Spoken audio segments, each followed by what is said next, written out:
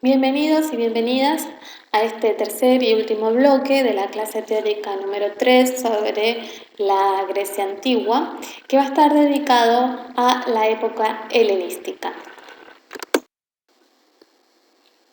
Este periodo helenístico es, como ya dijimos, el que comienza con la muerte de Alejandro Magno en el 323 a.C.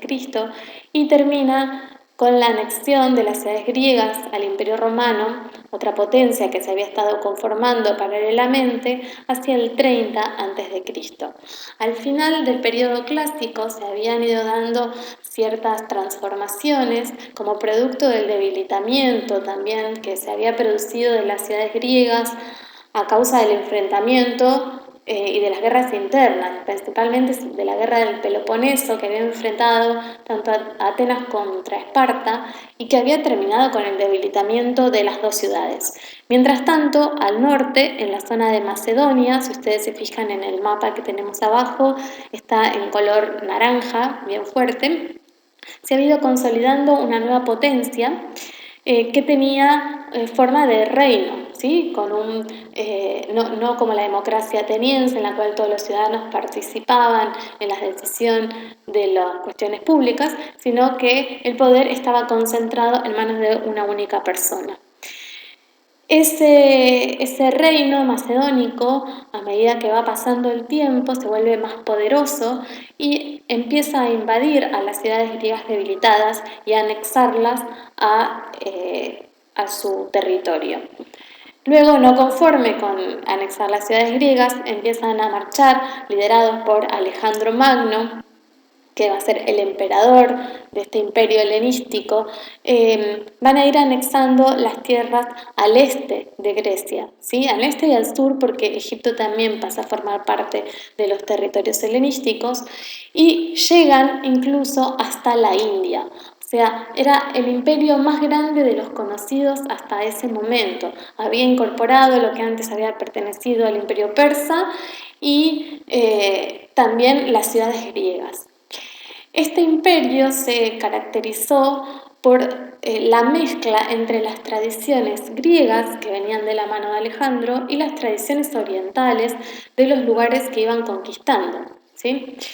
Sin embargo, el imperio, que es esta gran formación territorial al mando de una única persona que tiene aspiraciones expansionistas, es decir, de incorporar cada vez más tierras, va a terminar con la muerte de Alejandro en el 323, inaugurando lo que llamamos el periodo helenístico.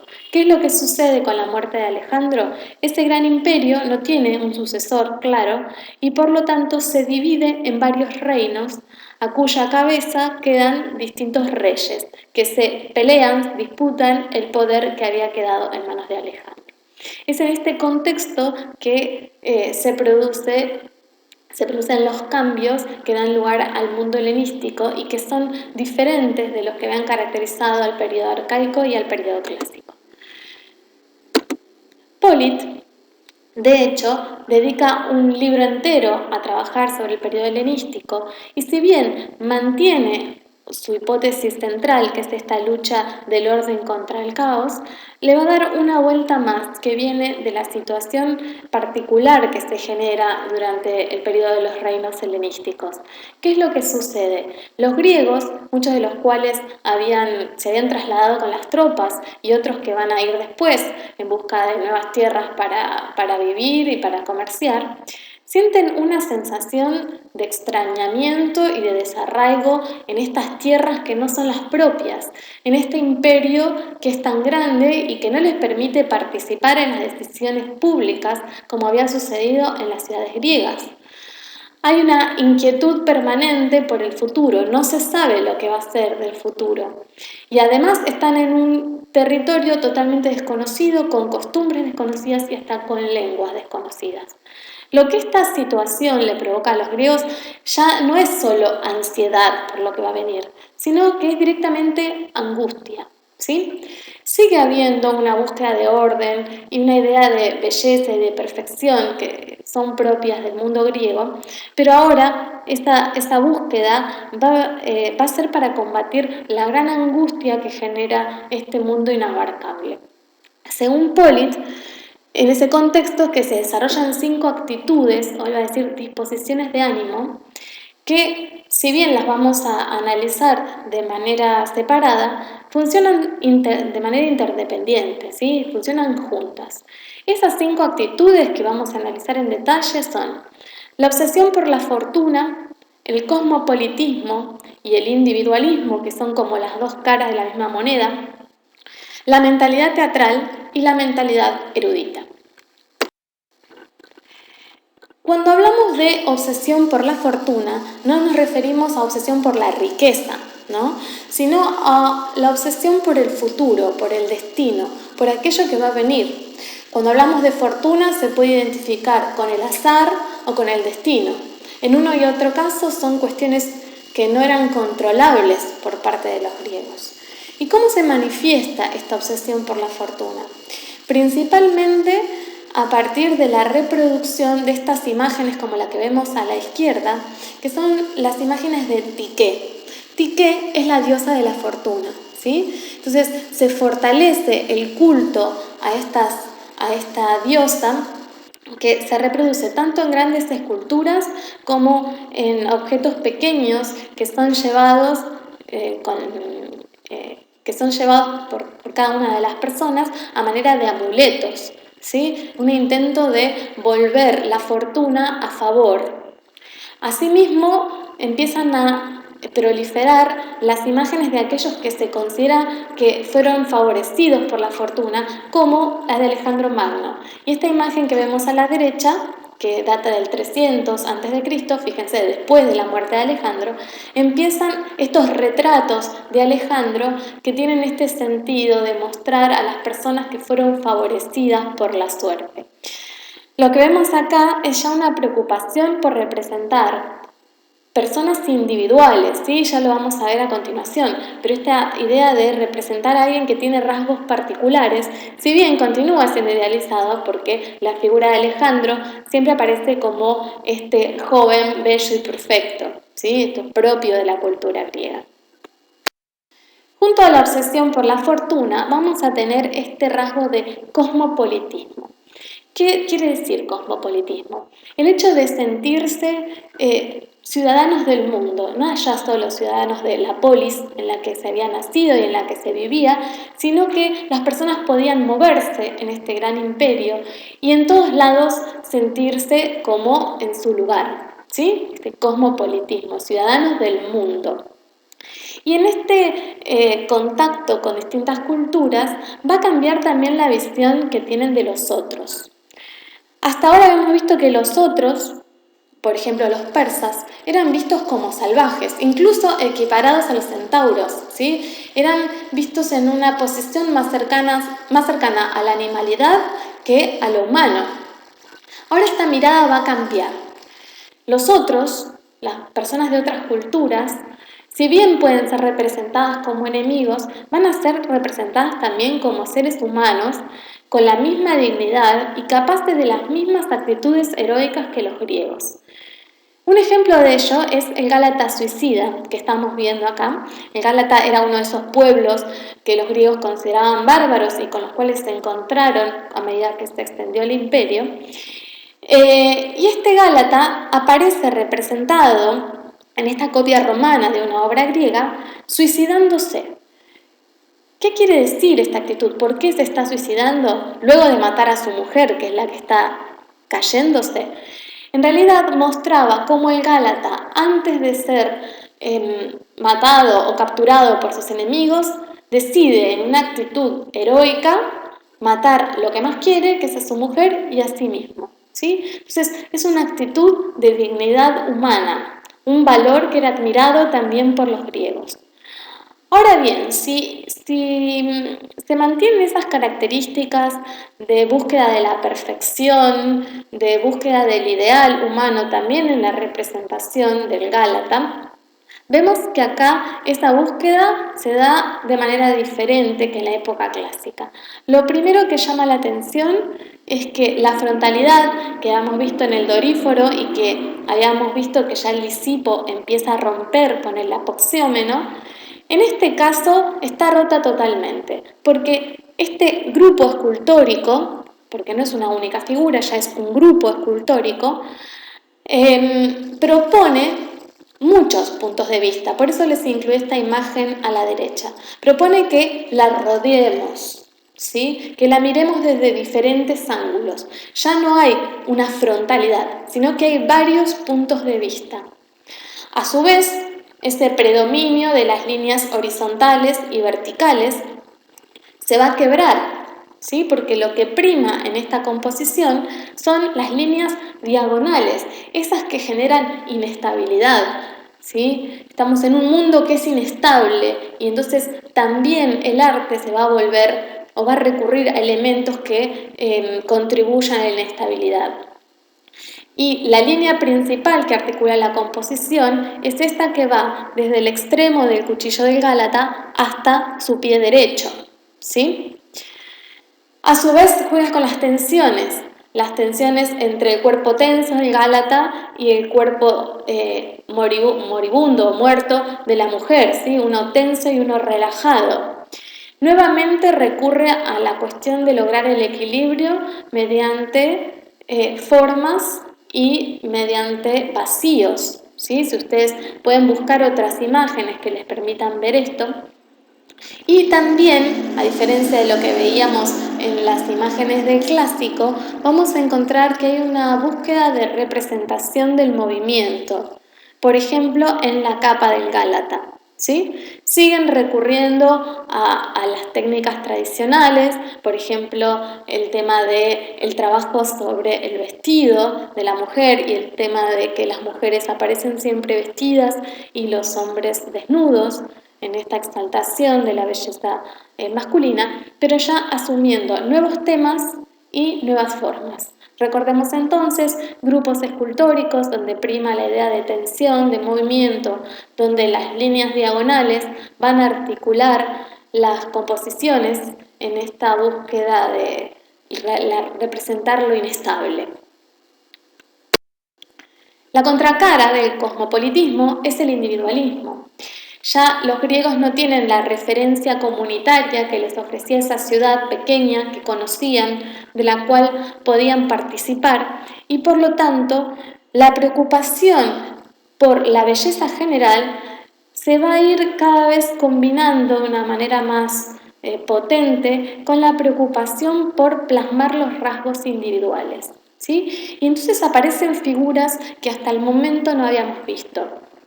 Figuras que representan a viejos, figuras que representan a niños. Acá tenemos una escultura que muestra a Crisipo, que evidentemente por los rasgos, fíjense que están representadas las arrugas, la calva, ¿sí? Y del lado derecho tenemos a esta vieja ebria, o vieja borracha, que así la van a encontrar, donde por los rasgos también podemos saber que se trata de una persona de edad avanzada. Entonces, hay un comienzo que se va a profundizar en la época romana de los retratos. El retrato es esa representación de una figura humana en sus rasgos particulares. No es ya un hombre genérico, es Crisipo, ¿sí? Esto marca también una preocupación por el paso del tiempo y por las emociones, por los estados de ánimo, ¿sí? Ya se empiezan a ver, y lo vamos a ver por ejemplo en el Laocoonte un poco más adelante, situaciones donde el rostro demuestra desesperación, por ejemplo, ¿sí? Las emociones muestran cuestiones particulares, no cuestiones generales. Es por eso que hasta el momento los rostros del clásico aparecían impasibles, no traducían emociones. Ahora vamos a ver que las esculturas, las representaciones humanas, empiezan a mostrar también distintos estados emocionales. Este es el Laocoonte que les comentaba. Fíjense que está representado con sus hijos y vemos la expresión en el rostro que denota esta preocupación por lo emocional. A su vez, estas emociones aparecen de alguna manera exageradas, ¿sí? Por eso es que hablamos de una mentalidad teatral. La mentalidad teatral, y piensen en los actores arriba del escenario, supone una exageración de las emociones, ¿sí? Y eso se traduce desde el punto de vista escultórico con figuras que están hasta contorsionadas. Podemos decir que los ejes que estructuran este grupo escultórico, nuevamente, del Laocoonte y sus hijos, tienen un eje helicoidal, ¿sí? Como si fuera una hélice. Además de los ejes diagonales que podemos ver también en el Gálata. Hay un eje diagonal muy claro, que es el que va desde el codo del Laocoonte hasta la capa de su hijo, y otro que va desde la cabeza de su hijo hacia el pie del otro hijo que se encuentra a la izquierda. Pero a su vez, las figuras se encuentran muestran gestos exagerados para expresar esas emociones. Además de tratarse de una obra con muchos más elementos y que en ese sentido es más compleja que la que habíamos visto en la época clásica. Tenemos a los hijos, tenemos a la serpiente, tenemos a Laocoonte y todos con gestos y posiciones que podríamos decir contorsionadas. Y por último, el quinto de los rasgos que menciona Polit es el de la mentalidad erudita. Ya la diferencia no va a ser tanto entre los griegos y los bárbaros, dice Polit, sino entre distintos grupos sociales. Aquellos que tienen acceso al conocimiento, por ejemplo, las grandes bibliotecas que van a surgir en las capitales de los reinos helenísticos, por ejemplo, en la ciudad de Pérgamo, y van a marcar la diferencia entre grupos que tienen acceso a esos saberes y los grupos que no tienen acceso a esos conocimientos. Y de esa manera, las representaciones, por ejemplo, las representaciones mitológicas que aparecen en los frisos, se empiezan también a complejizar y a exigir otros saberes de parte de los espectadores. En general, lo que se va a dar, dice Polit, es un doble nivel de lectura, un nivel simple, literal, que cuenta una determinada historia, que cuenta un determinado mito, y un nivel más complejo, simbólico, que requiere de muchos conocimientos para poder desentrañarlo. Eso es lo que sucede, por ejemplo, en el caso del altar de Pérgamo, que estamos viendo en esta imagen, que en realidad es una reconstrucción porque fue restaurado e instalado en el Museo de Berlín. Nuevamente lo que estábamos mencionando de las grandes potencias y la expoliación de los restos de la antigüedad occidental, ¿no? Fíjense que la forma del templo ha cambiado notablemente, que apela también a esto teatral. Imagínense que el gobernante, cuando bajaba por estas grandes escalinatas, generaba toda una imagen de su grandiosidad que contribuía a su grandiosidad. Ya no hablamos de gobernantes en una época democrática, sino de reinos autoritarios, que así veían reforzada la autoridad de sus gobernantes. Y además lo que vemos es un friso continuo de gran tamaño, de unos 2 metros, donde se hace todo un despliegue muy complejo de imágenes. Si nos acercáramos, podríamos ver este tipo de imágenes. En este caso vemos a Atenea luchando. Y fíjense qué diferente de la representación de la metopa del Partenón. Y los invito a detenerse y a hacer una comparación con la metopa que analizaron en el bloque anterior. Lo que vemos acá, nuevamente, son estas diagonales que estructuran toda la composición. Búsquenlas. Vemos también la expresión de las emociones. Fíjense en estos hombres que Atenea está agarrando por los cabellos y que algunos le piden por favor que los perdonen, ¿no? Le piden su merced. Y aquí vemos el de abajo con esa expresión de desesperación. O sea, existe toda esta mentalidad teatral en la exageración de los gestos, en la exageración de las posiciones, y existe una sensación de dinamismo que está dado por este predominio de las diagonales, ¿sí?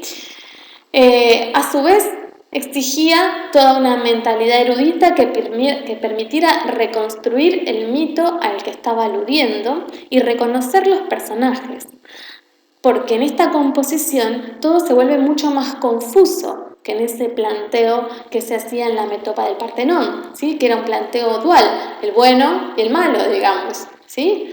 Acá exige toda una reconstrucción que también exigía conocimientos de parte del espectador. Entonces, en esta época helenística, que va a culminar con la conquista romana, vamos a tener estas 5 actitudes de las que habla Polit, que van a caracterizar el nuevo arte. Mentalidad erudita, mentalidad teatral, obsesión por la fortuna, cosmopolitismo e individualismo. Finalmente, para culminar, esta última diapositiva presenta una línea de tiempo de lo que estuvimos viendo de esta clase número 3 sobre el arte de la antigua Roma, donde vamos ubicando algunas de las principales obras, tanto de arquitectura como de escultura, para que ustedes puedan ir siguiendo estas transformaciones que fuimos describiendo en la clase.